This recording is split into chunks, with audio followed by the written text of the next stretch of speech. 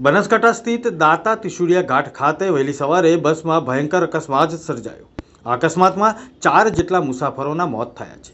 નડિયાદ, કઠલાલ તથા આજુબાજુના વિસ્તારના 60થી વધુ મુસાફરો અંબાજી દર્શન કરીને પરત ફરતા હતા ત્યારે બસ પલટી મારી ગઈ હતી।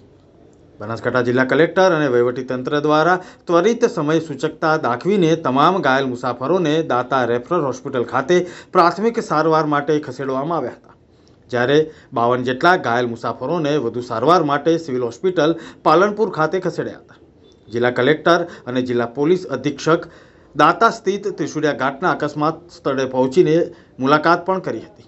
ત્યારબાદ તેઓએ સિવિલ હોસ્પિટલ પાલનપુર ખાતે પણ ગંભીર રીતે ઘાયલ થયેલા મુસાફરોની મુલાકાત કરી હતી।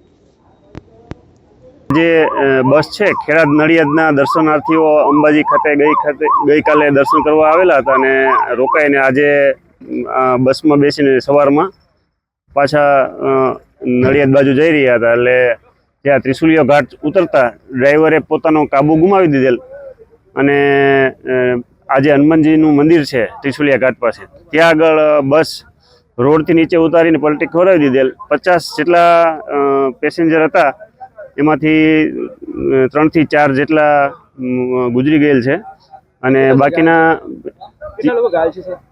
હા, ઘાયલનો આંકડો તો હાલ હોસ્પિટલે કેટલા માણસો મોકલ્યા છે, કારણ કે જે રોડ ઉપરના બીજી પબ્લિક એને 108 બોલાવી તાત્કાલિક બીજા સરકારી પ્રાઇવેટ વાહનોમાં માણસોને પાલનપુર સિવિલ ખાતે મોકલેલ છે।